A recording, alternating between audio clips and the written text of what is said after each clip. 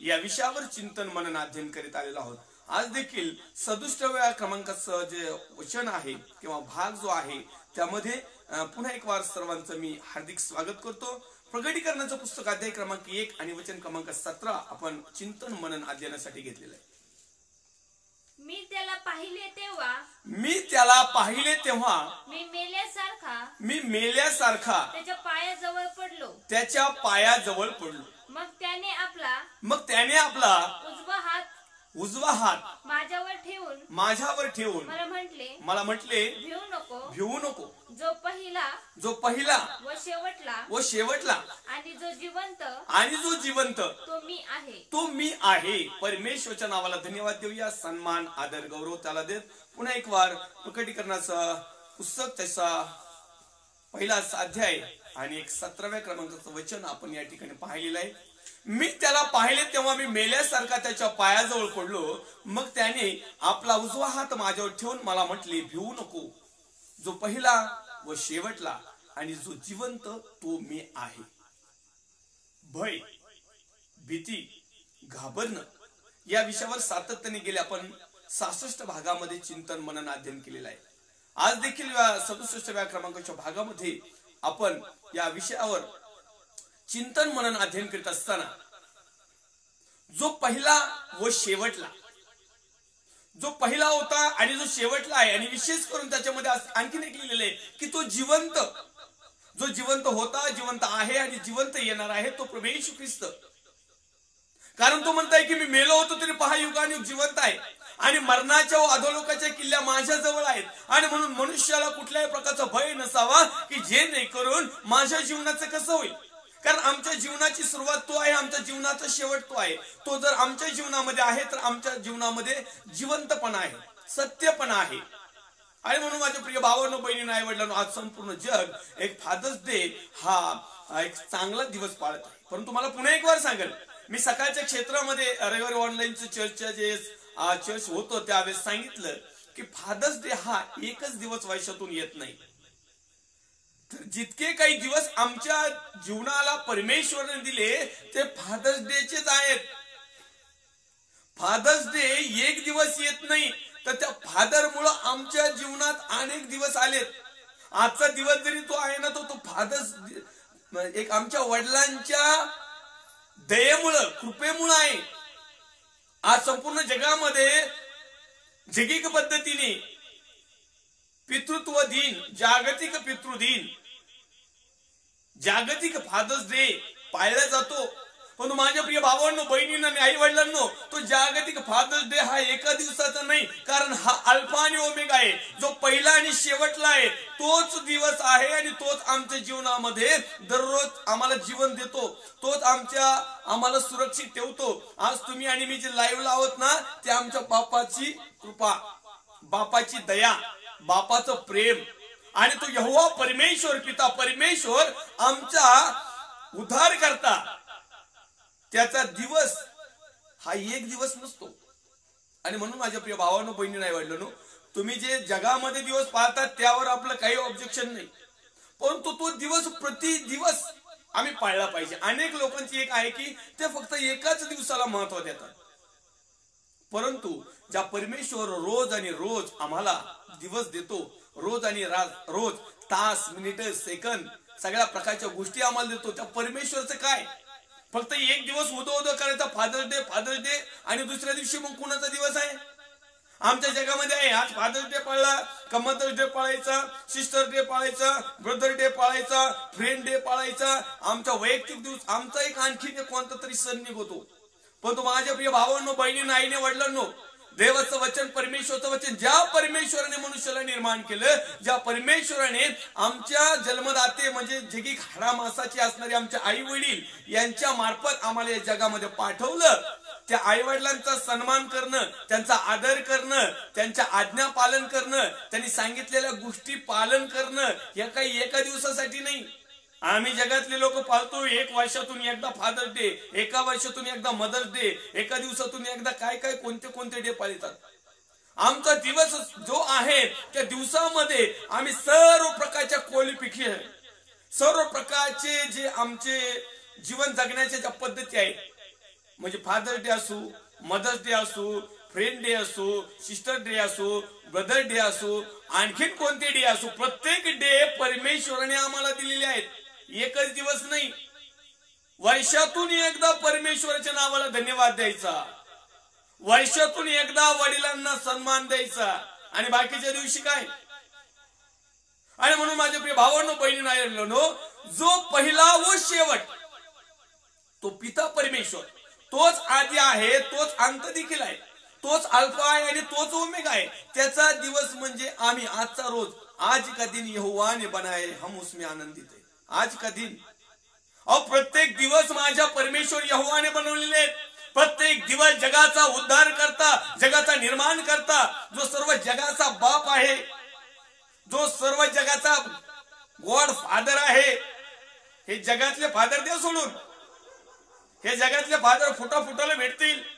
देवाचं वचन जर आम्ही आणखीन बारकाईने जर पाहिलं तर प्रिशद पौल साहेब म्हणतात, तुम्हाला या जगामध्ये 10,000 जरी गुरुजी असले, म्हणजे जगातले बाप, याला बाप कर, त्याला बाप कर, त्याला बाप कर, ज्याला फादर म्हणतात ना, असे 10,000 जरी गुरु असले, 10,000 जरी शिक्षक असले, पण तो बाप मात्र एकच आहे. आणि तो बाप स्वर्गातला आहे. तो बाप या जगामधला नाही. कारण त्या बापाने आमच्या जगिक बापालाही जन्म घातला, आणि आमच्या जगिक बापाने आम्हालाही जन्म घातला, आणि आम्ही आमच्या लेकरांनाही जन्म घातला. बापाचा बाप बनता येत नाही. बाप बनता येतो, पण तो बापाचा बाप बनता येणार. मागच्या एकदा फादर्स डेला मी देखील ह्याच प्रकारचं ट्रीटमेंट दिलो, स्टेटमेंट, की आम्ही काय पाळायला पाहिजे. असू दे, आपला विषय आहे भीती, भय, घाबरणं. सातत्याने आपण 66 भागामध्ये शिकलेलो आहोत. आज 67व्या क्रमांकाच्या भागामध्ये परमेश्वर आम्हाला सांगत आहे, मी त्याला पाहिले तेव्हा मी मेल्यासारखा त्याच्या पायाजवळ पडलो. कुणाला? बरेच वर्ष अशी गोष्ट आमच्या जीवनामध्ये घडती की आमच्या समोर एखादी परिस्थिती आल्यानंतर आम्ही मेल्यासारखं निश्चित पडतो. आम्ही गजबडीची गोळी घेतो. ज्यावेळेस आमच्या समोर एखादं भलद मोठं संकट तयार होतं, निर्माण होतं, ज्यावेळेस ते संकट येतं आणि ते संकट आमच्या सहज हलत नाही, त्यावेळेस मेल्यासारखी मनुष्याची गंमत होती. आणि अशाच प्रकारे या ठिकाणी प्रकटीकरणाच्या पुस्तकामध्ये अध्याय क्रमांक 1 वचन क्रमांक 17 मध्ये लिहिलेले, मी त्याला पाहिले तेव्हा मी मेल्यासारखा त्याच्या पायाजवळ पडलो. कुणाला? परमेश्वरला पाहिलं. कारण परमेश्वर हा अगम्य आहे, परमेश्वर हा सार्वभौम आहे. परमेश्वर म्हणजे काही साधं सुद्धा नाही. आणि विशेष करून आता जो न्यायाचा दिवस येणार आहे, तो परमेश्वर काय प्रीतीचा आणि प्रेमाचा सागर बनणार नाही. आता तो भस्म करणारा अग्नी आहे. आता तो न्यायाधीश आहे. आता तो न्याय करायला येणार आहे. आणि मग या ठिकाणी वचन सांगत आहे की उजवा हात माझ्यावर ठेवून मला म्हटले, भिवू नको. त्या परमेश्वराने, माझ्या प्रिय भावांनो, बहिणींनो, आईवडिलांनो, कुठल्याही मोठ्या प्रकारचं संकट तुमच्या जीवनात असू द्या, कुठल्याही प्रकारचं टेन्शन असू द्या, कुठल्याही प्रकारचा ताण दबाव असू द्या, कुठल्याही प्रकारची परिस्थिती तुमच्या जीवनामध्ये येऊ द्या, कुठल्याही प्रकारच्या गोष्टी तुमच्या जीवनामध्ये घडत असताना निराश होऊ नका, हताश होऊ नका, हिम्मत हरू नका, कचरू नका, घाबरू नका. कारण परमेश्वर तुमच्या बाजूने, परमेश्वर तुम्हाला सहाय्य आणि मार्गदर्शन करायला तत्पर आहे. परमेश्वर तुम्हाला आणि मला त्या भीतीमधून, त्या भयामधून, त्या घाबरलेल्या परिस्थितीमधून, आर्थिक समस्या असतील, आजार असतील, टेन्शन असेल, ताण असेल, दबाव असेल, सर्व प्रकारच्या गोष्टी असतील, त्या गोष्टीमधून दूर करण्यास परमेश्वर तुमच्या आणि माझ्यासाठी सक्षम देव आहे. आणि म्हणून माझ्या प्रिय भावांनो, बहिणींनो, आईवडिलांनो, ज्या ज्या वेळेस आमच्या समोर अशी सिच्युएशन येते, ज्या ज्या वेळेस आमच्या समोर अशी परिस्थिती निर्माण होती, त्या प्रत्येक समयाला माझा तुमचा जगाचा उद्धार करता परमेश्वर आम्हाला त्यातून सोडवतो. तो म्हणत आहे की त्याने उजवा हात पुढे केला आणि मला धीर दिला. आजही जे जे लेकर परमेश्वराचं भय धरतात, आजही जे जे भक्त, जे बिलिओस भाऊ बहीण, आई वडील, देवाचे सेवक सेविका, विश्वासणारे, जे कोणी परमेश्वराला आवाज देतात आणि त्या परमेश्वरच्या चरणाजवळ येतात, परमेश्वरच्या पायाजवळ येतात, परमेश्वराकडे मागणी करतात, विनंती करतात, प्रार्थना करतात, साकडं घालतात, परमेश्वराकडून इच्छा प्रदर्शित करतात, त्या प्रत्येकाला परमेश्वर आपल्या उजव्या हाताने उठून त्यांना धीर देतो, त्यांना सामर्थ्य देतो, त्यांच्या जीवनामध्ये असणारी परिस्थिती तो बदलतो. आणि म्हणून माझ्या प्रिय भावांनो, बहिणींनो, आई आणि वडिलांनो, या ठिकाणी परमेश्वरचं वचन आम्हाला शिकवत असताना परमेश्वर आम्हाला त्या वचनामधून म्हणत आहे की खरोखर मी त्याला पाहिले तेव्हा मी मेल्यासारखा त्याच्या पायाजवळ पडलो. पहिली गोष्ट आम्हाला परमेश्वराच्या पायाजवळ पडावं लागेल. आमच्या मित्रांच्या पायाजवळ पडलं तर ते कारण काढतील, आमच्या नातेवाईकांजवळ गेलो तर ते दुसरेच कारण काढतील. कितीही मोठ्या मनुष्याजवळ गेलो तरी तो कारण दाखविल. पण तू एकमेव असा देव आहे, परमेश्वर आहे, जो आकाश आणि पृथ्वीचा निर्माण करता, या सृष्टीचा निर्माणहार, सृजनहार, पालनहार, तारणहार सांभाळणारा जो आहे, जो होता, जो येणार आहे, त्याच्या चरणाजवळ, त्याच्या पायाजवळ आम्ही पडलो पाहिजे. याचा अर्थ मला असा म्हणायचं नाही की तुमच्या नातेवाईकाकडे तुम्ही मदतीचा हाक मागू नका, तुमच्या मित्रांना मागू नका. ते तर आहेच, कारण परमेश्वर तुमच्या नातेवाईक, मित्र, आपतेष्ट, स्नेही, आई, वडील या सर्वांना ती बुद्धी देतो. पण पहिल्या प्रथम आम्ही परमेश्वराच्या पायाजवळ आलो पाहिजे, परमेश्वराच्या चरणाजवळ आलो पाहिजे, परमेश्वराच्या आज्ञेमध्ये पाहिजे. परमेश्वराला आवडणाऱ्या गोष्टी जर आम्ही केल्या तर निश्चित अर्थाने परमेश्वर त्या प्रियजनांना, ज्याच्यावर आमचा भरोसा आहे, ज्याला आम्ही कुणीतरी एक आम्हाला सपोर्ट करणारा म्हणतो, परमेश्वर त्याच्या बुद्धीमध्ये ते घालेल.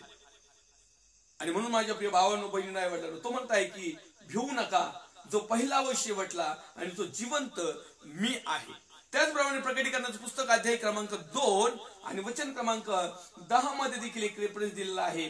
तुला जे काही सोसावे लागणार आहे त्याचे भय धरू नको. पहा, तुमची परीक्षा व्हावी म्हणून सैतान तुम्हापैकी कित्येकास तुरुंगात टाकणार आहे आणि तुमचे 10 दिवस हालापेष्टात जातील. मरेपर्यंत तू विश्वासू राहा, म्हणजे तुला जीवनाचा मुकुट मिळेल. परमेश्वरच्या नावाला धन्यवाद देऊया. या ठिकाणी पवित्र शास्त्र आम्हाला साक्ष देते, तुला जे काही सोसावे लागणार आहे. आता लक्षात घ्या माझ्या बिलीवर्स भावांनो, बहिणींनो, आई आणि वडिलांनो, ज्यांची ज्यांची परमेश्वरावर श्रद्धा आहे, ज्यांचा ज्यांचा परमेश्वरावर भरोसा आहे, ज्यांचा ज्यांचा परमेश्वरावर विश्वास आहे, ज्यांनी प्रभू परमेश्वराला स्वीकारलेला आहे, जे त्याचं भजन पूजन करतात, त्याचं कीर्तन करतात, त्याची आराधना करतात, त्याची स्तुती करतात, त्याची प्रार्थना करतात, त्याची विनंती करतात, त्यांच्याकडं त्यांचे जे काही रूल नियम आहेत ते पाळतात, असे प्रिय लोक, म्हणजे जे चांगले वागतात, अशा लोकांना संकट येतात. हे कसे वाकडे तिकडे वागणाऱ्या लोकांना संकट नाही येत, आणि त्यांना आलं तरी ते संकट म्हणून त्यांना वाटतही नाही, त्यांना ती सवय झालेली असते.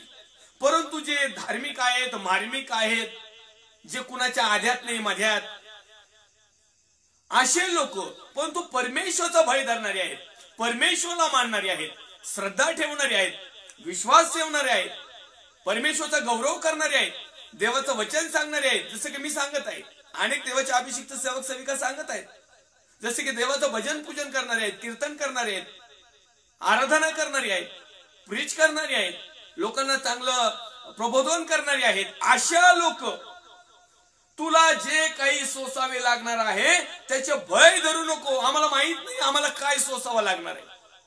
धार्मिक वागायचं म्हटल्यानंतर धार्मिकाला खूप त्रास होतात, धार्मिकावर खूप संकट येतात, धार्मिकाला निंदा सहन करावं लागते, धार्मिकाला विनाकारण आरोप सहन करावं लागतात.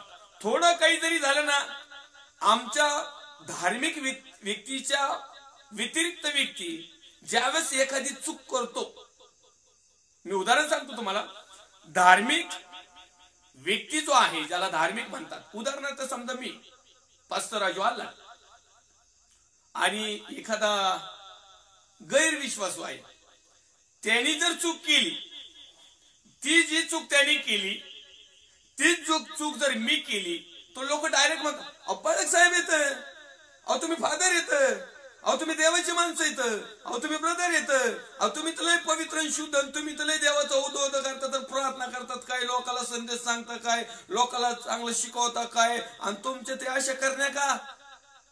हो, याला सामोरच जावं लागेल. भले तुमची चूक नसेल, भले तुमचा अपराध नसेल, तुमच्याकडे काही फॉल्ट नसेल, तुमच्याकडे एकच फॉल्ट आहे, तो म्हणजे तुम्ही सत्याचा मार्ग स्वीकारलेला आहे, तो म्हणजे तुम्ही चांगला मार्ग निवडलेला आहे, तो म्हणजे तुम्ही जीवनाचा मार्ग स्वीकारलेला आहे, तो म्हणजे तुम्ही परमेश्वराचा भय धरत आहात. आणि म्हणून प्रत्येक गोष्टी तुम्हाला आणि मला या जगामधून ज्या मिळणार आहेत त्या चांगल्याच मिळतील अशी अपेक्षा बाळगू नका.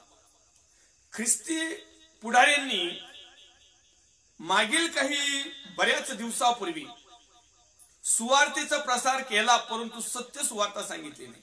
आजही अनेक महाभाग आहेत, डुप्लिकेट पास्टर, डुप्लिकेट पाळक, duplicate bishop, duplicate coordinator, duplicate reverend, duplicate teacher, Bible teacher. आता तर लय मोठमोठे बायबल टीचर आलेत, हजार हजार लोक त्यांच्या प्रीचला असतात.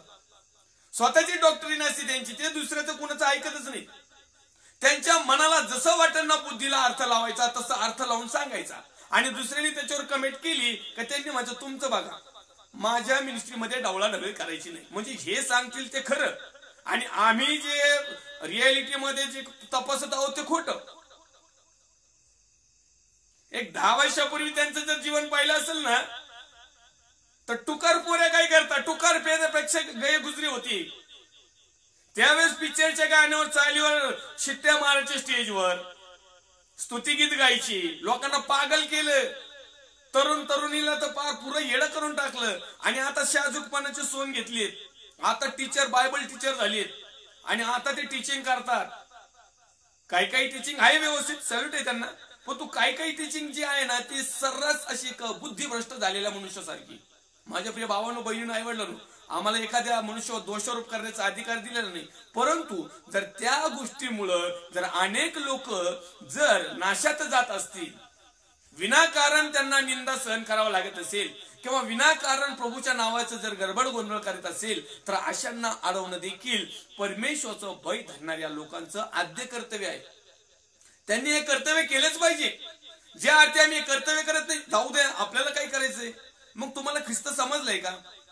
तुम्हाला जर काही करायचं नाही तर याचा अर्थ तुम्ही शुभवर्तमान सांगत नाही, सुवार्ता सांगत नाही, तुम्ही परमेश्वरचं भय धरत नाही. कारण परमेश्वरचं भय धरणं म्हणजे परमेश्वरच्या आज्ञा पालन करणं, आणि आज्ञा पालन तर काही आम्ही करत नाही. आम्ही दुसऱ्या गोष्टीचं आज्ञा पालन करतो छानपैकी, परंतु ज्या वेळेस इतरांना प्रीच करण्याचं, इतरांना संबोधन करण्याचं, इतरांना पापापासून दूर राखण्याचं, इतरांना पश्चातापास योग्य अशा गोष्टी सांगण्याचं, इतरांचं तारण साधण्यासाठी ज्या काही संकल्पना आमच्या समोर येतात, प्लॅन बेत येतात, त्यावेळेस मात्र आम्ही पाठीमागे सरतो. ही एक खेदाची गोष्ट आहे.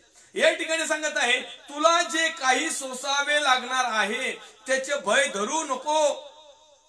म्हणजे याचा अर्थ 100% जे धार्मिक वागणार आहेत ना, जे चांगले वागणार आहेत ना, जे नीतिमानाने वागणार आहेत ना, जे बळच कुणाची कळ खोड काढीत नाहीत ना, यांच्यावर लोक कुभांड रचणार. हे त्रिवार सत्य हे परमेश्वरच्या वचनामध्ये लिहिलेलं आहे. मी मनाने काही सांगत नाही. या ठिकाणी प्रकटीकरणाच्या पुस्तकामध्ये अध्याय क्रमांक 2 आणि वचन क्रमांक 10 मध्ये लिहिलेलं आहे, तुला जे काही सोसावे लागणार आहे त्याचे भय धरू नको. जे काही आम्हाला माहित नाही काय काय सोसावं लागणार आहे. अनेक लोक धार्मिकतेचं सोम घेऊन नामधारी बंधूंचे जे संकट आणतात, अनेक लोक गलत शिक्षणाचे जे संकट आणतात, अनेक लोक परमेश्वरचं भय न धरता परमेश्वरचं भय धरणाऱ्या लोकांना टार्गेट करतात, जेणेकरून त्यांनी परमेश्वराच्या बाजूचं न राहता एक सैतानाच्या बाजूला यावं किंवा जगाच्या बाजूला यावं. आणि जसा जगाचा नाश झालेला आहे, जसं जे लोक परमेश्वरचं भय न धरणारे आहेत त्यांचा जो नाश होणार आहे, त्यांच्या नाशामध्ये आम्ही देखील सामील व्हावं. आणि म्हणून या ठिकाणी आम्हाला कुठल्याही प्रकारचं भीतीचं वातावरण आलं, कुठल्याही प्रकारचा कष्ट आले, कुठल्याही प्रकारचा त्रास आला तरी आम्हाला तो सोसावाच लागणार आहे. जे सोसणार नाहीत ते परमेश्वरच्या बाजूचे नाहीत, जे सोसणार नाहीत ते सार्वकालिक जीवनाचे वतनदार नाहीत. मग अनेक वेळेस असं घडतं की आम्ही जे सेवा करायला आम्ही सुरुवात केली ना, विशेष करून पालक वर्गांचं सांगतोय, पास्टर वर्गांचं सांगतोय, सेवा यासाठीच केली की आमची भरभराट व्हावी, आम्ही मालदार बनावं, आमचं नावलौकिक व्हावं, आम्हाला गाड्या घोड्या बंगले प्लॉट मोठा बँक बॅलन्स मिळावा, लोकांनी आमची वाहवा करावी, पाय धुवून पाणी प्यावं. आहेत काही काही माग येतात, ज्यावेळेस फादर लोक येतात ना, परातीत पाणी टाकीत पाय धुते तर फक्त प्यायचं राहतात, बरं तरी ते फेकून देतात. माझ्या प्रिय भावांनो, बहिणींनो, आईनं वडिलांनो, या ठिकाणी वचन समजून घेणं खूप महत्वाचं आणि गरजेचं आहे. बऱ्याचशा गोष्टी देवाचा पुत्र प्रभू येशू ख्रिस्त सेवा करून घ्यावयास आला नाही, तो सेवा करण्यासाठी आलेला आहे. आणि मग तुम्ही आणि मी जनसेवा करीत असताना, मानव सेवा करीत असताना, आमच्या बंधूंची सेवा करीत असताना, एखादा अडचणीत असताना त्याला मदत करीत असताना लोक आरोप करणार, 100% करणार, आणि ज्याच्यावर आरोप होणारच नाही ना तो सेवकच नाही. आरोप त्याच लोकांवर केला जातो तो प्रांजळ मनाने सेवा करतो. आरोप त्याच लोकांवर, नाव त्याच लोकांना ठेवले जातात, निंदा त्याच लोकांची केली जाते, तो प्रामाणिकपणे स्वतःच समर्पण करून, स्वतः खिशाला झळ घालून, स्वतः शरीराला वेदना पीडा देऊन जो इतरांच्या मदतीला धावतो अशाच लोकांना टार्गेट केलं जातं. आणि वस्तुस्थिती आहे. आणि हे जे काही होत आहे ते यासाठी होतं की परमेश्वर तुम्हाला आणि मला पारखतो की आम्ही कुठल्याही प्रकारचं पाप न करता, दुष्ट कल्पना न करता, अयोग्य गोष्टी न करता, कुठल्याही प्रकारची चूक अपराध न करता, जर त्याच्या मोबदल्यात विनाकारण आम्हाला ठोसे खावा लागतात, किंवा विनाकारण आमची निंदा होते, किंवा विनाकारण आम्हाला टॉर्चर केलं जातं, किंवा विनाकारण आम्हाला ते सोसावं लागतं, याचा अर्थ एकच की तुम्ही आणि मी सार्वकालिक जीवनाचे वतनदार आहोत. याचा अर्थ आम्ही जगातले लोक नाही, याचा अर्थ आम्ही परमेश्वराच्या राज्याचे लोक आहोत. आणि म्हणून माझे प्रिय भावांनो, बहिणींनो, आई वडिलांनो, या ठिकाणी तुला जे काही सोसावे लागणार आहे त्याचे भय धरू नको. मग परिस्थिती कशी पण येईल, कुठलीही गोष्ट सोसण्याची ज्याच्यामध्ये ताकद आहे, हिंमत आहे ना, तो परमेश्वरचा माणूस, तो परमेश्वरचा सेवक, तो विश्वासणारा, तो स्वर्गीय राज्याचा वतनदार, वाटेकरी. आणि तुमची परीक्षा व्हावी म्हणून आणखीन एक गोष्ट, परमेश्वराचं भय धरणारे लोक कोण आहेत, परमेश्वराची आज्ञा पाळणारे लोक कोण आहेत, परमेश्वराचं आज्ञाविधी नियम त्याप्रमाणे अनुकरण क्रियाशील जीवन करणारे कोण आहेत, हे तपासण्यासाठी या ठिकाणी लिहिले. तुमची परीक्षा व्हावी म्हणून सैतान तुम्हापैकी कित्येकास तुरुंगात टाकणार आहे. आता हे तुरुंग कोणतं, हे जे आपलं गाजाच्या आडव्या उभ्या गाजाचं भारत सरकारने केलेलं त्यालाच तुरुंग नाही म्हणत. तुरुंग वेगवेगळ्या प्रकारचा आहे.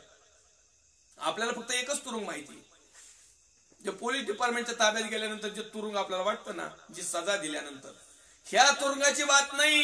ह्या तुरुंगामधून आपण कसंही सुटू शकतो, परंतु त्या तुरुंगाची बात आहे. 2 ठिकाणी तुरुंग आहेत, एक अधोलोकामध्ये आहे नॉर्मल, आणि एक नरक राज्यामध्ये आहे फुल अँड फायनल, जिथं असं आपण म्हणतो ना मरेपर्यंत जी सजा, परंतु त्या ठिकाणी मरेपर्यंत नाही.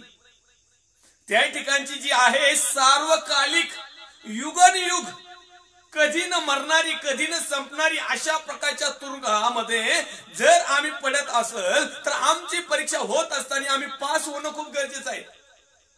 जर का आम्ही आमच्या परीक्षेमध्ये नापास झालो, म्हणजे जर परमेश्वर आम्हाला तपासतोय, परमेश्वर आम्हाला चेक करतोय, परमेश्वर आमचं परमेश्वराविषयी असणारी आस्था, परमेश्वराविषयी असणारी भीती, परमेश्वराविषयी असणारं प्रेम, परमेश्वराची आज्ञा विधी नियम, आमचं जीवन जगण्याची शैली, हे ज्या वेळेस आमच्या जीवनाकडे तो पाहतो त्यावेळेस आमच्या परमेश्वराने आमचे नाव त्या जीवनी पुस्तकाच्या रजिस्टर मध्ये नोंद करत असतो. परंतु ज्या वेळेस आमच्या जीवनामध्ये परमेश्वराला आवडणाऱ्या कुठल्याही गोष्टी सापडत नाही, त्यावेळेस मात्र हा सैतान जो आहे, हा दुष्ट जो आहे, हे जग जे आहे, जगातल्या ज्या हौशी मोशी कैली कुशली डामडोल, जगातल्या सर्व प्रकारच्या गोष्टी मिळवण्यासाठी जो मनुष्य परमेश्वराचा मार्ग सोडून जगाचा मार्ग स्वीकारतो, परमेश्वराची भीती सोडून जगाची भीती धरतो, परमेश्वराच्या चरणाजवळ बसण्याचं सोडून सैतानाच्या चरणाजवळ बसतो, म्हणजे त्याच्यामध्ये मीपणा आला, अहमपणा आला, गर्व आला, अभिमान आली, व्यर्थपुषटकी आली, लबाडकी आली, चोरी आली, खोटी साक्षी आली, लबाडी आली, अनेक वेगवेगळ्या प्रकारच्या पातक आलं, परमेश्वराने दिले तरी समाधानी नाही, अशा वेगवेगळ्या गोष्टी ज्या आहेत ह्या होत असताना तुम्हाला आणि मला हे लक्षात आलं पाहिजे की ज्या परमेश्वराच्या सानिध्यामध्ये, ज्या परमेश्वराने आम्हाला तो दिवस दिला, ज्या परमेश्वराने आम्हाला आयुष्य दिलं, ज्या परमेश्वराने आम्हाला जिवंत ठेवलं, ज्या परमेश्वराने आम्हाला सुखरूप ठेवलं, त्या परमेश्वरामध्ये वाढत असताना आमच्या जीवनामध्ये आलेले दुःख जर आम्ही सहन करू शकत नाही तर निश्चितार्थाने आलेल्या दुःख जर आम्ही सोसू शकत नाही तर निश्चितार्थाने आम्ही परीक्षेत कुठेतरी फेल होतो. आणि ज्यावेळेस सैतान दुष्ट आमची परीक्षा घेतो, या ठिकाणी लिहिलेलं आहे तुमची परीक्षा व्हावी म्हणून सैतान तुम्हापैकी कित्येकास तुरुंगात टाकणार आहे. पुढे लिहित आहे, आणि तुमचे 10 दिवस हालापेष्टात जातील. मरेपर्यंत तू विश्वासू राहा, म्हणजे मी तुला जीवनाचा मुकुट देईन. आता हे प्रकटीकरण जे आहे, प्रभू येशू ख्रिस्त ज्यावेळेस येणार आहे, रॅप्चर ज्यावेळेस होणार आहे, न्यायाचा दिवस जे येणार आहे, त्या काळच्या वेळेमध्ये होणार घटना आहे. परंतु ती घटना जर कदाचित आज तर आमच्या जीवनामध्ये आलेली नाही, मग ती घटना येण्याच्या अगोदर आमच्या जीवनामध्ये ह्या गोष्टी होत आहेत का? कदाचित प्रत्येकाच्या वेगवेगळ्या गोष्टी घडू शकतात. प्रत्येकाच्या जीवनामध्ये ह्या सर्रास ऑल वर्ल्ड मध्ये वन टाइम होणाऱ्या घटना आहेत. परंतु आज या समयाला ह्या घटना राईट टायमिंगला आमच्या प्रत्येकाच्या जीवनामध्ये घडतात. अनेकांचं जीवन जे आहे, जे अनेक लोक आहेत, देवाचे सेवक सेविका, विश्वासणारे भाऊ बहीण, आई वडील, आज बऱ्याचशा गोष्टीमध्ये हाल शोषित आहे.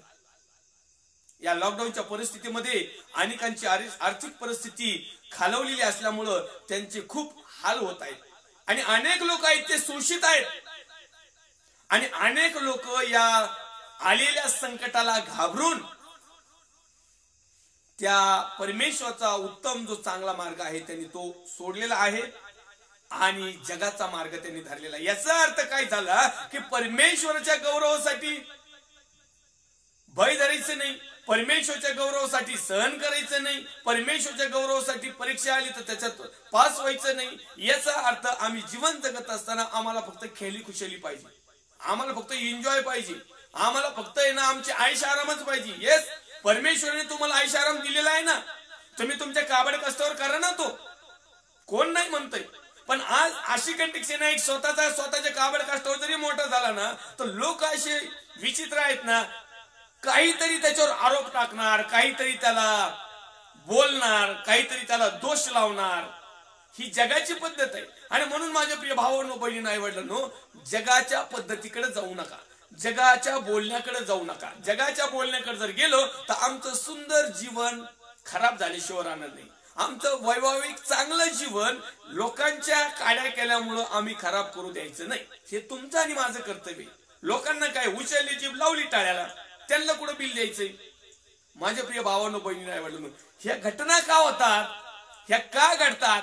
तर जो सैतान आहे, दुष्ट आहे, हैवान आहे, इब्लिस आहे, राक्षस आहे, दानव आहे, जो परमेश्वराच्या विरोधात असणारी जी ताकद आहे, ही वेगवेगळ्या प्रकारची ताकद आहे. कोणी म्हणतात भूताची ताकद, कोणी म्हणतात करणीची ताकद, कोणी चेटकेची, कोणी जादूकेरी, कोणी व्यभिचार, कोणी चेडे, कोणी गोटे, कोणी मूर्तीपूजा, कोणी जागृत दैवत, कोणी तांत्रिक, कोणी मांत्रिक, कोणी म्हणतात दानव आहेत, कोण कोण आहेत. ही जी ताकद आहे, ही ताकद चांगल्या लोकांशी लढते. आणि हे चांगल्या लोकांशी का लढते? तर हे परमेश्वराला भिवून वागणारे लोक आहेत का? परमेश्वराचा आदर करणारे लोक आहेत का? परमेश्वरावर श्रद्धा ठेवणारे लोक आहेत का? परमेश्वरावर विश्वास ठेवणारे लोक आहेत का? फक्त आहेत का जीवन पण तसं जगतात? म्हणजे आमच्या चालू जीवनामध्ये देखील आम्ही अशाच प्रकारे जीवन जगण्यासाठी ह्या बऱ्याचशा गोष्टी आमच्यावर आरोप प्रत्यारोप हे होतात. आमच्यावर बळच आळ आणल्या जाते, आम्हाला बळच त्या नाशामध्ये ढकलल्या जातं. आम्हाला विनाकारण, जसं एखादं कुत्र बसलंय आणि चालता चालता त्याच्या शेपटीवर पाय द्यायचा, किंवा एखादं कुत्र बसलंय आणि त्याचा चालता चालता कान पिरगाळायचा. मग ह्या दोन गोष्टी वाढल्यानंतर ते कुत्र काय करील आपल्याला सर्वांना माहिती. मग अशा प्रकारे सैतान, दुष्ट, हैवान, इब्लिस आपल्या विरोधात असणारी जी ताकद आहे, आपल्या विरोधात असणारे जे विचार आहेत, आणि ते विचार मनुष्याचे नाहीत. कारण तुमचं आणि माझं झगडणं रक्तमासा बरोबर नाही, हाडामासा बरोबर नाही, शरीराबरोबर नाही, आमच्यासारख्या दिसणाऱ्या भाऊ बहीण, आई वडील, चुलते मालते किंवा मनुष्य जाती बरोबर नाही. तर त्याच्या आतमध्ये, अंतकरणामध्ये, विचारामध्ये जे काही दुष्ट कल्पना आहेत, दुष्ट संकल्पना आहेत, दुष्ट भावना आहेत, द्वेष आहे, ह्या गोष्टी आमचं लढणं आहे, झगडणं आहे. त्यांची आमची वैयक्तिक काहीच नाही. परंतु जो दुष्ट आहे, सैतान आहे, हैवान आहे, इब्लिस आहे, किंवा जगातल्या ज्या दानवी पद्धतीच्या ज्या काही ताकदी आहेत, त्यांचे विचार त्या मनुष्याच्या अंतकरणामध्ये जातात आणि अंतकरणातून बाहेर निघतात. मनामध्ये, माइंडमध्ये, बुद्धीमध्ये जातात आणि त्या बुद्धीच्या माध्यमातून मुखातून बाहेर पडतात आणि मग त्यांचं कार्य चालू होतं. परंतु हे घडत असताना देखील आम्ही जर हे लक्षात ठेवलं की मला माझ्या परमेश्वराने बनवलेलं आहे, सैतानाने किती प्रकारचे पुढे माझ्या पुढे डावपेच चालू, आम्ही त्यात पडणार नाहीत, आम्ही त्यात अडणार नाहीत, आम्ही त्यात अटकणार नाहीत, तर आम्ही त्याच्यावर विजय घेऊ. आणि म्हणून माझे प्रिय भावांनो, बहिणींनो, आईवडिलांनो, आम्ही जर परमेश्वराचं भय धरणारे लोक आहोत, तर परमेश्वराचं वचन आम्हाला सांगतंय की परमेश्वराचं भय धरणारे जे प्रिय लोक आहेत त्यांच्या बरोबर, त्यांच्या भोवती सभोवती रात्रंदिवस पापणी न हलवणारा, कधीही डुकली न घेणारा दिव्यदूत, स्वर्गात राज्यातला दिव्यदूत संरक्षण करणारा आमच्या भोवती आहे. कुणा भोवती? जो परमेश्वराचा भय धरील, जो प्रामाणिक राहील, जो सालस मनाने चालेल, जो परमेश्वराच्या विधी आज्ञा नियम पाळेल, या व्यक्ती बरोबर जगाला न दिसणारा, लोक त्याला पाहू शकत नाही, परंतु परमेश्वराचा जो दूत आहे त्याच्या चारही बाजूला 24 आवर 24 घंटे एकही सेकंद तो आम्हाला सोडत नाही. मग अशा प्रकारचं परमेश्वर जर आमच्या बाजूनी जर आहे, तर माझ्या प्रिय भावांनो, बहिणींनो, आई वडिलांनो, आम्हाला परमेश्वराचं भय धरणं खूप महत्वाचं, गरजेचं आहे. आणि आणखीन एक रेफरन्स पाहूया. प्रकटीकरणाचं पुस्तक अध्याय क्रमांक 11 आणि वचन क्रमांक 11 मध्ये लिहिलेलं आहे. पुढे 3.5 दिवसानंतर जीवनाचा आत्मा देवापासून येऊन त्यांच्यामध्ये शिरला, तेव्हा ते आपल्या पायावर उभे राहिले आणि ज्यांनी त्यांना पाहिले त्यांना मोठे भय वाटले. 2 साक्षीदार. प्रकटीकरणाचं पुस्तक अध्याय क्रमांक 11 आणि वचन क्रमांक 1 ते 11 किंवा तो पूर्ण जर वाचला 18 पर्यंत 14 पर्यंत, तर शेवटच्या काळाविषयीचा हा दृष्टांत आहे. शेवटच्या काळाविषयीचं हे भविष्य आहे. त्या भविष्यामध्ये 2 जे लोक आहेत, सेवक आहेत, मी त्यांना शॉर्टकट मध्ये तुम्हाला सांगू इच्छितो. ते जे 2 संदेश आहेत, त्यांचा संदेश सांगण्याच्या दिवसात पाऊस पडू नये म्हणून आकाश बंद करण्याचा त्यास अधिकार दिलेला आहे, पाण्याचे रक्त करण्याचा अधिकार त्यास दिलेला आहे, त्याचप्रमाणे वाटेल तेव्हा पृथ्वीला सर्व पिढांनी पीडित करण्याचाही त्यास अधिकार दिलेला आहे. आता ही जी गोष्ट आहे ही दाखल्याच्या स्वरूपात आहे. ही जी गोष्ट आहे जशी आहे तशीच नाही. जरी 2 संदेश ते म्हटलं, 2 साक्षीदार म्हटलं, तर या संदेश ते साक्षीदार किंवा 2 माणसं किंवा जे बोल आहेत हे आहे तसं नाही, याचं गुप्त आणि गहन गोष्ट आहे. ही प्रकटीकरणाच्या पुस्तकामध्ये शेवटच्या काळासाठी परमेश्वराने तुम्हाला आणि मला दिलेली आहे. आता आपला विषय प्रकटीकरण नाही, आपला विषय आहे भीती, भय, घाबरणं. म्हणून आपण फक्त रेफरन्स साठी घाबरणं, भीती या विषयावर सहमत असलेलेच वचन पवित्र शास्त्राच्या माध्यमातून उत्पत्तीचे प्रकटीकरणाच्या ग्रंथापर्यंत घेतलेले आहे. आणि म्हणून ज्यावेळेस पुन्हा कधी आपल्याला वेळ मिळेल त्यावेळेस ह्याचं प्रकटीकरण नेमकं काय आहे या विषयावर आपण चिंतन मनन अध्ययन करू. पुढे 3.5 दिवसानंतर जीवनाचा आत्मा देवापासून येऊन त्यांच्यामध्ये शिरला. किती? 3.5 दिवसानंतर. त्याच्या अगोदर 8व्या क्रमांकाचं वचन जर पाहिलं, आणि आध्यात्मिक दृष्टीने सदोम व मिसर म्हटलेले असे जे मोठे नगर आणि त्यात त्यांच्या प्रभूला वधस्तंभावर खेळण्यात आले होते, त्याच्या रस्त्यावर त्यांची प्रेते पडून राहतील. ह्या 2 साक्षीदारांचे प्रेते पहिल्या प्रथम रस्त्यावर पडून राहिले. त्यांचं प्रियत उचलू दिलं नाही, त्यांचं मढ उचलू दिलं नाही, त्यांची अंत्ययात्राच काढू दिली नाही लोकांनी. ते जवळजवळ 3.5 दिवस त्या रस्त्यावरच त्यांचे प्रियत पडलेले होते. आणि मग पुढे आम्ही पाहत आहोत की आणि त्यांच्यावरून पृथ्वीवर राहणारे आनंद व उल्हास करतील, एकमेकास भेटी पाठवतील, कारण त्या दोघा संदेष्टांनी पृथ्वीवर राहण्यास पीडा दिलेली. असं का घडलं? कारण हे 2 संदेष्टांनी पृथ्वीवर जगामध्ये राहणाऱ्या लोकांना इतक्या पीडा दिल्या होत्या, म्हणून ते लोक आनंदी झाले.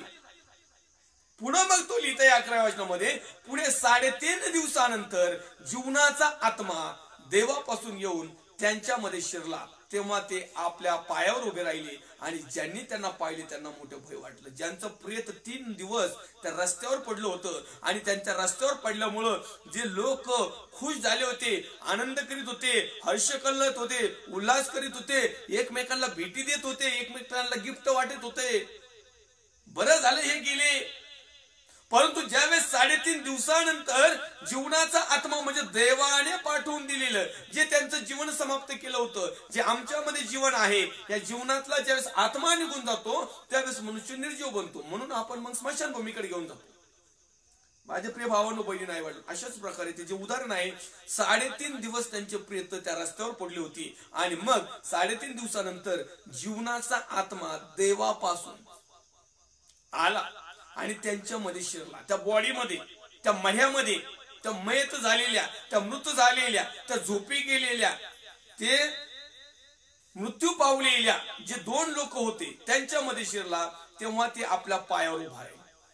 3.5 दिवस ज्यांचं मढ रस्त्यावर पडलं होते ते ज्यावेळेस स्वतःच्या पायावर उभा राहिले, सांगा प्रिय, कशी परिस्थिती असेल? साहजिकच आहे. आणि ज्यांनी त्यांना पाहिले त्यांना मोठे भय वाटली. ज्यांनी पाहिलं ना की हे मढे उठलेत त्यांना खूप भय वाटलं. माझ्या प्रिय भावांनो, बहिणी नाही वाटलं, या वचनाच्या माध्यमातून याचं प्रकटीकरण वेगळ्या पद्धतीचं आहे. परंतु दैवाचा आत्मा तुम्हाला आणि मला, जर आमच्यामध्ये ऑलरेडी जीवनाचा आत्मा आहे, आज घालायची गरज नाही. आम्ही अजून रस्त्यावर आमचे प्रेत पडलेले नाहीत, याचा अर्थ आम्ही जिवंत आहोत. आणि ज्या वेळेस आम्ही आमच्या पायावर उभा राहू, ज्यावेळेस आम्ही स्वतः ठाम राहू, ज्यावेळेस आम्ही स्वतः विश्वासू राहू, ज्यावेळेस आम्ही स्वतः काबड कष्ट करू, ज्यावेळेस आम्ही स्वतः परमेश्वरचा भय धरू, ज्यावेळेस आम्ही स्वतः परमेश्वरामध्ये जाऊ, ज्यावेळेस आम्ही चांगल्या गोष्टी करू, ज्यावेळेस आम्ही दैवाच्या आज्ञाविधी नियम पाळू, ज्यावेळेस दैवाचा आत्मा लोक आमच्यामधून पाहतील, चांगल्या गोष्टी आमच्यामध्ये पाहतील, इतरांची सेवा केलेली, इतरांना मदत केलेलं, आईनं धोक्यात संकटात असताना ज्यावेळेस आम्ही त्यांना राईट टायमिंगला मदत करतो, ज्यावेळेस लोक पाहतील, लोकांना भय वाटलं पाहिजे. जे आम्हाला पूर्वी पाहत होते की आम्ही कुणाला मदत नाही करत, जे आम्हाला पूर्वी पाहत होते की आम्ही खोटं नाटक बोलत आहोत, जे आम्हाला पूर्वी पाहत होते की आम्ही इतरांना पीडा दिलेली आहे, इतरांवर संकट आणलेले, इतरांवर द्वेष आणलेला आहे, इतरांना त्रास दिलेला आहे म्हणून लोक आमच्या विरोधात असतील. परंतु ज्यावेळेस माझ्या प्रिय भावांनो, बहिणी नाही वाटून तुमचं आणि माझं जीवन बदललेलं हेच लोक पाहतील, त्यावेळेस ह्याच लोकांना आमचं भय वाटेल. ही अद्भुत घटना आहे. आमच्या जीवनामध्ये हीच सत्यता आहे. आमचं जीवन परमेश्वरच्या दृष्टिकोनातून मेल्यासारखं, मड्यासारखं. हे लोक तर 3.5 दिवस फक्त या रस्त्यावर पडले, परंतु आमचं जीवन जेवढं 50, 60, 70, 80, 90, 100 वर्षाच्या वर्षामध्ये जेवढे काही दिवस आहे आम्ही मेल्यासारखे पडलेलो आहेत मड्यामध्ये. मेलेला मनुष्य उठून काही चांगल्या गोष्टी करत नाही, मेलेला मनुष्य प्रार्थना करत नाही, मेलेला मनुष्य अगरबत्ती लावित नाही, मेलेला मनुष्य मेणबत्तीचाही प्रकाश पाहत नाही, मेलेला मनुष्य सेंटचाही वास घेत नाही, मेलेला मनुष्य हलत नाही, डुलत नाही, काहीच करत नाही. मेलेला मनुष्य देवाच्या नावाची प्रार्थना करत नाही, बाकीचे पाळक घेऊन कोरही प्रार्थना करीत बसतील, तो भाग वेगळा. आणि ज्या अर्थी आमच्या जीवनामध्ये ह्याच घटना आहेत, ह्याच गोष्टी आहेत, तर परमेश्वर आम्हाला या वचनाच्या माध्यमातून सांगत आहे की आज देखील परमेश्वराचा जीवनाचा आत्मा तुमच्यावर येत आहे. तुम्ही जर तो स्वीकार केला तर आपल्या पायावर उभा राहा. म्हणजे हे मर्त्य झालेलं शरीर, हे निर्जीव झालेलं शरीर, हे भीतीने तडपडत असलेलं शरीर, हे जगामधलं त्यागलेलं शरीर, टेन्शन, ताण, दबाव या सगळ्या प्रकारच्या जीवनामध्ये जगत असताना असह्य झालेल्या वातावरणामधले आमची माइंडची स्थिती आज परमेश्वर बदलत आहे. केवळ तुम्हाला आणि मला त्याचं भय धरायचंय. केवळ तुम्हाला आणि मला म्हणायचंय, परमेश्वर दे बाप्पा, मी तुझ्या विरुद्ध पाप केलेलं आहे आणि आम्हाला पापांची क्षमा मागायची. त्या परमेश्वराला ओळखायचंय. जर आम्ही परमेश्वराला ओळखलं ना, तर आज अनेक लोक आहेत, हे तर 3.5 दिवस जीवनाचा 3.5 दिवस यांच्या रस्त्यावर पडलेले आहेत. आम्ही किती दिवसापासून रस्त्यावर पडलेलो आहे. तो 38 वर्षाचा दुखणेकरी 38 वर्ष रस्त्यावर पडला होता. आज आमची तीच परिस्थिती झाली आहे. कोणी 5 वर्ष, कोणी 10 वर्ष, कोणी 20 वर्ष, कोणी 4 पिढ्यापासून रस्त्यावरच पडले. जीवनाचा आत्मा काही त्यांच्यात घुसला नाही की ज्यांना जीवन भेटलं, मार्ग, सत्य आणि जीवन मीच आहे, हे मार्गावर पडलेत खरे, यांच्याकडे सत्यही नाही आणि जीवन देखील नाही. आणि म्हणून माझ्या प्रिय भावांनो, बहिणींनो, आईने, वडिलांनो, आम्ही जर परमेश्वराचं भय धरलं, आम्ही जर परमेश्वराची भीती बाळगली, आम्ही जर परमेश्वराला घाबरून जीवन जगलो, आम्ही जर देवाच्या आज्ञाविधी नियमाप्रमाणे जर जीवन जगलो, तर निश्चित अर्थानं एक दिवस आमच्यामध्ये जीवनाचा आत्मा येईल. माझ्यामध्ये तर आलाय, तुमच्यामध्ये आला करायची तुम्ही तपासायचं. कारण माझ्यामध्ये जर आलाय तर मी जिवंत आहे.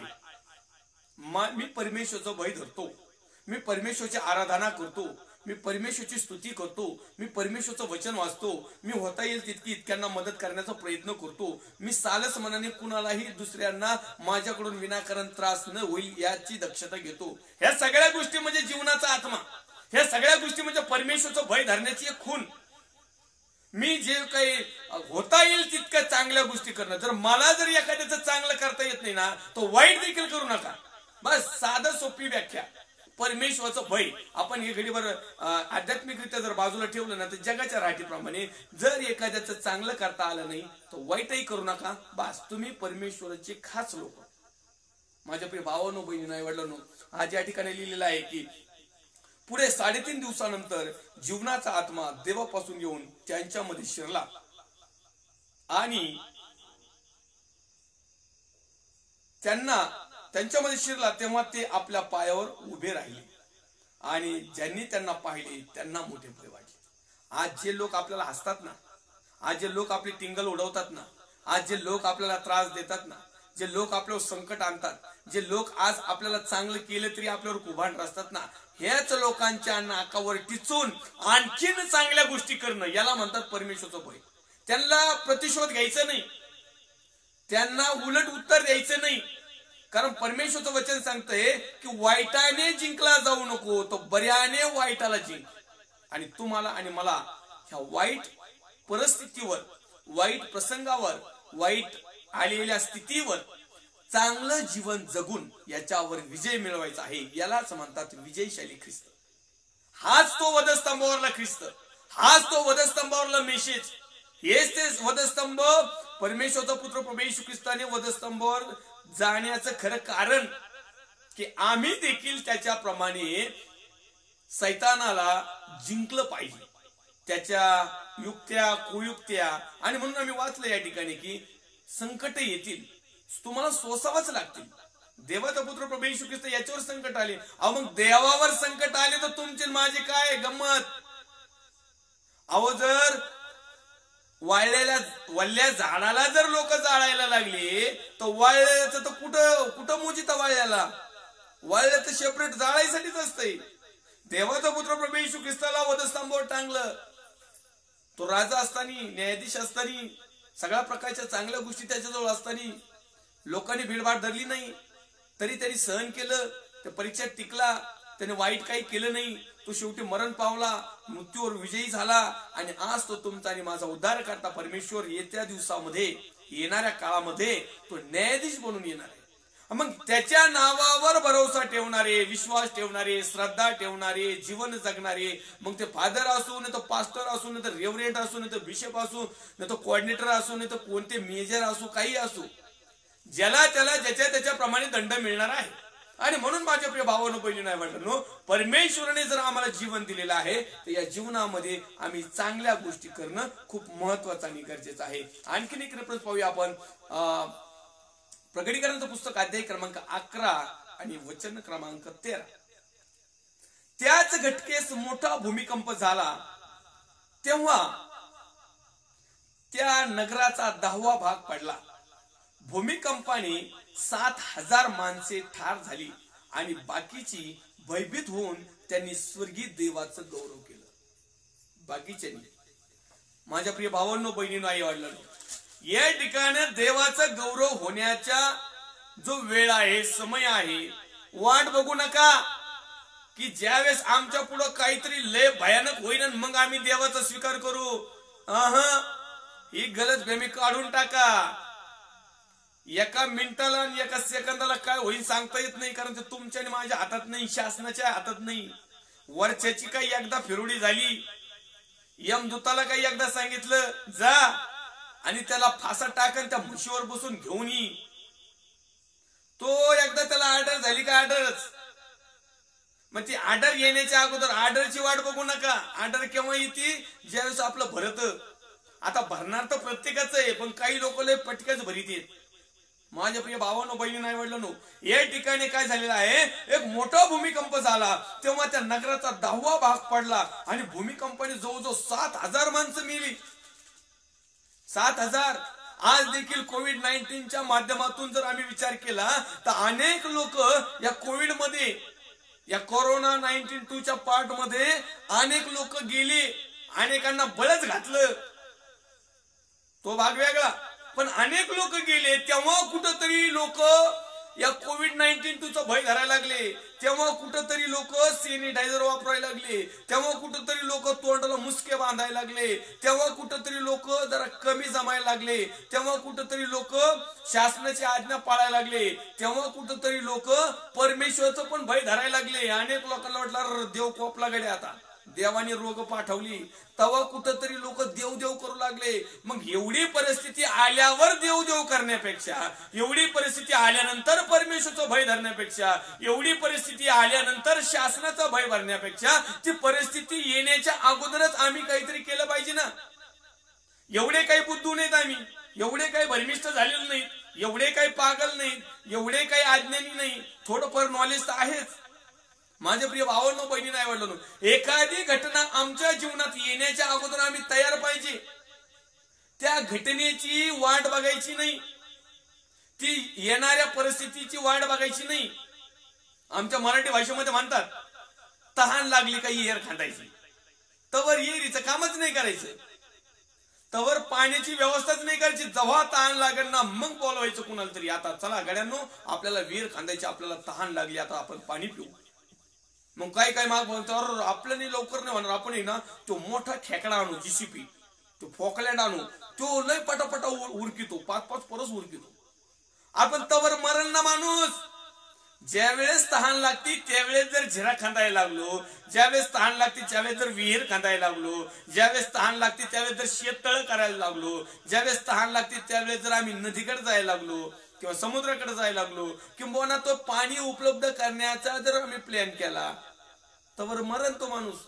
पाणी लागन तेव्हा लागन, पण पाणी करून मरण. आणि एकदा मी आलं तर तुमच्या बोरला, विहिरीला, नद्याला कितीही पाणी आलं तर त्याचं काय करता, जीवन एकदाच ये. आणि म्हणून येणाऱ्या घटनेच्या अगोदर तुम्हाला आणि मला सालस मनाने परमेश्वरचं भय धरून, परमेश्वरला घाबरून आम्ही जर जीवन जगलो तर पुढे काय होणार आहे ते आम्हाला अगोदर काही गोष्टी समजल्या जातात. उदाहरण मी सांगतो. समजा उदाहरण, आपल्याला या ठिकाणाहून मुंबईला जायचं, आपल्याकडे 4 व्हीलर गाडी किंवा 2 व्हीलर गाडी, आपल्याला माहिती सगळ्या रस्त्याने पेट्रोल पंप आहेत, आणि म्हणून गाडी जर आपल्या दारातूनच जर आपण समजा फक्त ढकलून स्टार्ट केली तर मला नाही वाटत हो तुम्ही पेट्रोल पंपवर लवकर जाताना. तर त्यासाठी आपल्याला काय करावं लागतं, आपल्याला मुंबईला जायचं म्हणल्यानंतर कमीत कमी नगरपर्यंत जाऊच तर गाडीत पेट्रोल पाहिजे ना, पेट्रोल पंपावर. आणि जर काही एकदा नगरमध्ये पेट्रोल पंप घातला ना तर लक्षात घ्यायचं, जरी मुंबईपर्यंत कितीही पेट्रोल पंप असले ना, पण कोणता पेट्रोल चालू राहीन, उघडं राहीन, बंद होईन, अचानक काय होईल सांगता येत नाही. मग नगरमध्येच फुल टँक करा, वाट नाही बघायची, तिकडे वाशीच्या नाक्यावर गेल्यावर भरीन. मग ही जशी परमेश्वरने आम्हाला बुद्धी दिली, किंबहुना नगरमध्ये नाही भेटलं तर थोडस पुढे अंतर गेल्यावर, परंतु आपण पेट्रोल टँक फुल करणारच, जसं किलोमीटर जेवढं पाहिजे तेवढं भरणारच. अशाच प्रकारे काही लोकांनी काय केलं, आमच्या जीवनामध्ये घटना घडल्यानंतर आम्ही सावध होतो. एखादा प्रसंग आल्यानंतर मग म्हणतो, हा आपण आता इथून पुढे असा प्रसंग आला ना मग आपण असं करू. अरे पण पहिलेच कर ना दादा. त्याच घटकेस मोठा भूकंप झाला तेव्हा त्या नगराचा 10वा भाग पडला. भूमिकंपाने 7,000 माणसं ठार झाली, आणि मग बाकीच्याने भयभीत होऊन त्याची स्वर्गीय देवाचं गौरव केलं. तोवर काही देवाचं गौरव केलं नाही, तोपर्यंत देवाकडे मागणं केलं नाही, देवाकडे साकडं घातलं नाही, देवाला विनंती केली नाही, देवाला अर्ज केला नाही, देवाची ओवाळणी केली नाही, देवाची आरती ओवाळली नाही, देवाला काहीच म्हटलंच नाही. पण जेव्हा इथं जवळजवळ 7,000 माणसं त्यांच्या समोर मेले ना, मग प्रभू परमेश्वरा, देवा, ईश्वरा, अल्लाह, जेवढे काही नावं घेता येईल तेवढे घ्यायला लागली. मग ही परिस्थिती आल्यानंतर लोक जे नाव घेतात, किंवा परिस्थिती आल्यानंतर जे लोक सुरक्षा बाळगतात, किंवा परिस्थिती आल्यानंतर जे लोक परमेश्वरचं भय धरतात, परंतु त्यावेळेस मात्र तुमचा आणि माझा बराचसा लॉस झालेला असतो, नुकसान झालेलं असतं. आणि काही नुकसान असं झालेलं असतं की ते भरपाई निघत नाही. पैशाच्या स्वरूपात झालं तर ठीक आहे, आपण पैसा कधी कमवू शकतो, पण तो आमच्यातलं जर माणुसकी गेली, आमच्यातली जर इज्जतच गायब झाली, आमच्या मधला जर जीवच गेला, आम्ही जर जिवंतच राहिलो नाही, तर बाकीच्या गोष्टीला करता काय? म्हणून माझ्या प्रिय भावांनो, बहिणींनो, आई वडिलांनो, जो जीवनाचा आत्मा आहे तो तुमच्यामध्ये आहे, परंतु त्याला सुरक्षित ठेवण्यासाठी तुम्हाला आणि मला परमेश्वराचं भय बाळगणं खूप महत्वाचं गरज आहे. आम्ही परमेश्वरला घाबरून जीवन जगणं हे देखील खूप महत्वाचं आहे. परमेश्वरच्या नावाला धन्यवाद देऊया. आपण या ठिकाणी आपल्याला थांबावं लागेल 4 मिनिट. ओके, आणखीन या ठिकाणी आपल्याकडे 4 मिनिटं वेळ आहे, कारण आपला जो विभाग आहे आणखीन एक एपिसोड शक्यतो पडणार आहे. आज पण वाटलं की आज 67व्या भागामध्ये आपलं भय भीती घाबरणं समाप्त होईल, परंतु जर देवाची कृपा आहे, इच्छा आहे, तर निश्चित अर्थाने आपण पुढच्या भागामध्ये देखील काही गोष्टी पाहणार आहोत. तर या ठिकाणी लिहिलंय, त्याच घटकेस मोठा भूमिकंप झाला, तेव्हा त्या नगराचा 10वा भाग पडला. भूमिकंपाने 7,000 माणसे ठार झाली आणि बाकीची भयभीत होऊन त्यांनी स्वर्गीय देवाचं गौरव केलं. हे भयभीत केव्हा झाले? ज्यावेळेस यांच्या समोर मुर्दे पडले. हे भयभीत केव्हा झाले? ज्यावेळेस यांच्या समोर नुकसान झालं. हे भयभीत केव्हा झाले? ज्यावेळेस यांच्यावर प्रेशर आला. हे भयभीत केव्हा झाले? यांना वाटलं का बापरे प्रभू, बरं झालं माझ्यावर दगड नाही पडला, प्रभू बरं झालं माझं पत्राचं घर नाही पडलं, प्रभू बरं झालं मी लोकांना लुटून लुटून बिल्डिंग तयार केली चांगल्या ठिकाणी, ती नाही पडली, प्रभू मला क्षमा कर. मी आता माझ्या लक्षात आलंय की मी लोकांना लुटून बनवलेली आहे, प्रभू बरं झालं ती पडली नाही. कदाचित असं पण झालं असेल, काही सांगता येत नाही, कारण त्या टायमिंगची सिच्युएशन कशी असेल मला नाही सांगता येत. वचन सांगतं की ज्या वेळेस त्यांच्या समोर भूमिकंप झाला मोठा, मग यांच्या समोर भूमिकंप झाला आणि मोठा झाला, आणि जर आम्ही सुरक्षित आहोत म्हणजे याचा अर्थ आपल्या समोर भूमिकंप होतोय, आपल्या समोर मोठा आवाज येतोय, आपल्या समोर धडाधडा लोकांच्या बिल्डिंगा, पत्रे, वावर, शिवर, भ्यागा पडतात, लोक उलटे पालटे होतात, लोक मरत येतात, आपण ते ज्यावेळेस पाहतो त्यावेळेस आम्ही जिवंत आहोत. अशाच प्रकारे ते लोकांच्या समोर एक मोठा भूमिकंप झालाय आणि नगराचा जवळजवळ 10वा भाग पडलाय आणि भूमिकंपाने जवळजवळ 7,000 लोक जाग्यावर ठार झाले. हे पाहणारे जे लोक आहेत, हे यांच्या नेत्रांनी ज्यांनी पाहिलं, ज्यांनी ती परिस्थिती समक्ष पाहिली, मग ते घाबरले. आता 2 पद्धती आहेत. घाबरल्यानंतर त्यांना असं वाटलं, पहिली गोष्ट अरे बापरे काय परिस्थिती भयानक आहे. दुसरी गोष्ट, प्रभू तुला धन्यवाद देतो, तुझा गौरव करतो, सन्मान देतो, आम्ही सर्वजण सुखरूप आहोत. आज देखील कोविड-19 तुझ्या लाटेमध्ये तुम्हाला आणि मला परमेश्वराने सुखरूप ठेवलेलं आहे. ही देवाची दया आहे, ही देवाची कृपा आहे आणि हे देवाने केलेलं प्रेम आहे, यासाठी की थोडी का होईना आमच्यामध्ये परमेश्वराविषयी आस्था आहे, थोडस का होईना आम्ही परमेश्वराचं भय धरत आहोत, थोडस का होईना आम्ही परमेश्वरचं भीती बाळगत आहोत, थोडीशी का होईना आम्ही परमेश्वरला घाबरत आहोत. म्हणून असं मानणं योग्य ठरणार नाही. तर देवाने तुम्हाला आणि मला संधी दिली, देवाने तुमच्या आणि माझ्यावर दया केली, देवाने तुमच्या आणि माझ्यावर कृपा केली, देवाने तुमचा आणि माझा नाश होऊ नये म्हणून आम्हाला सुरक्षा कवच ठेवलंय. किती दिवस हे माहित नाही, कारण येणारे दिवस सर्व भयानक राहतील, येणारे दिवस सगळे भीतीदायक राहणार आहेत, येणारे दिवस सगळे घाबरणारे असणार आहेत. आणि त्या दिवसामध्ये टिकाव राखण्यासाठी आजच जर तुम्ही आणि मी उद्धार करता परमेश्वराचा जर स्वीकार केला, त्याचं भय धरलं, त्याच्या आज्ञाविधी नियम पाळण्याचं सुरुवात केलं, तर निश्चित अर्थाने जसं इथं झालं, भूमिकंप झाले, लोक गेले, वेगवेगळ्या गोष्टी झाल्या, परंतु काही लोक जिवंतच राहिले आणि त्यांनी देवाचं स्वर्गीय देवाचं गौरव केलं. अशाच प्रकारे जगामध्ये कुठल्याही प्रकारच्या घटना हो, जर तुम्ही आणि मी देवाला आवडणारे पात्र आहोत, तर निश्चित अर्थाने देव तुम्हाला आणि मला त्याच्या गौरवासाठी सुरक्षित ठेवी. परमेश्वरच्या नावाला धन्यवाद देऊया. या ठिकाणी आपण थांबणार आहोत. पुन्हा एक वार पुढच्या एका भागामध्ये, पुढच्या शेवटचा भाग आहे, लास्ट भाग, 100% लास्ट भाग असू शकतो. तर पुन्हा एक वार मी पास्टर राजू आलाट अहमदनगर मधून सर्व देवाचे अभिषिक्त सेवक सेविका विश्वासणारे भाऊ बहीण आई वडील यांचं प्रत्येकाचं मनापासून हार्दिक स्वागत करतो, आभार देखील मानतो. पुन्हा एक वार फादर्स डे, बाप दिवसाच्या सर्वांना हार्दिक हार्दिक शुभेच्छा. येऊया पितृदिनाच्या हार्दिक हार्दिक शुभेच्छा. येऊया आपण छोटीशी प्रार्थना करूया. पवित्र थोर सेनाधी दे बापा, या समाला मी प्रार्थना विनंती करतो. प्रभू येशू ख्रिस्ताच्या प्रेमळ आणि सामर्थ्यवान नावात आमच्या भारत देशासाठी, भारत देशाचे सर्व राज्य, त्यामध्ये आम्ही राहणारे जे महाराष्ट्र राज्याचे मुख्यमंत्री माननीय उद्धवजी साहेब, त्यांचे सर्व सहकारी टीम, विरोधी पक्ष नेते देवेंद्र फडणवीस त्यांचे सर्व सहकारी टीम, सर्व डॉक्टर्स, नर्स, सेवाभावी संस्था, वैयक्तिक लोक, पोलीस डिपार्टमेंट, मिलिटरी फोर्स, जवान कमांडो, देवाचे अभिषिक्त सेवक सेविका साधू संत विश्वासणारे भाऊ बहीण आई वडील, परमेश्वर तुझा भय धरणारी, भीती धरणारी, इतरांची सेवा सुश्रूषा करणारी, इतरांच्या संकटामध्ये धावून येणारे, इतरांना सपोर्ट करणारे, सगळ्या प्रकारची आर्थिक बाजूनी, आत्मिक बाजूनी, धार्मिक बाजूनी, मायाने बोलण्याद्वारे प्रिय बापा एकमेकाची सुश्रूषा करणारी या प्रत्येकासाठी आम्ही प्रार्थना विनंती करतो. प्रभू येशू ख्रिस्ताच्या प्रेमाने आणि सामर्थ्यवान नावात या दिवसामध्ये जीवन जगत असताना आम्ही तुझं भय धरून जीवन जगावं यासाठी तू सहाय्य मार्गदर्शन कर. सर्व तरुणांसाठी मी प्रार्थना करतो प्रभू येशूच्या नावात. आपापल्या वडिलांची, आपापल्या डॅडींची, आपापल्या फादरची, आपापल्या पित्याची आदर सन्मान करावा. त्यांच्या भयामध्ये, त्याच्यामध्ये, त्यांच्या आज्ञेमध्ये त्यांनी राहावं आणि त्यांच्या जीवनाचं सार्थक करून घ्यावं म्हणून विशेष तू सहाय्य मार्गदर्शन कर. पुन्हा एक वार लाईव्हला जुडलेले सर्व देवाचे अभिषिक्त सेवक सेविका, विश्वासणारे भाऊ बहीण आई वडील, या प्रत्येकाला देखील लागणाऱ्या गरजा, त्यांच्या समस्या असतील, चिंता असतील, काळज्या असतील, टेन्शन असेल, ताण असेल, दबाव असेल, आर्थिक परिस्थिती असतील, काही वेगवेगळ्या प्रकारच्या प्रॉब्लेम असतील, प्रभू येशूच्या नावात प्रत्येकाच्या नावाप्रमाणे, विश्वासाप्रमाणे प्रत्येकाला उत्तर देऊन तृप्त कर. पुन्हा एक वार आम्ही आमेन. प्रभू येशू रक्त की जय, प्रभू येशू रक्त की जय, प्रभू येशू रक्ताचा आज जयकार असो. आमेन, आमेन, आमेन. Praise the Lord. Thank you. God bless you.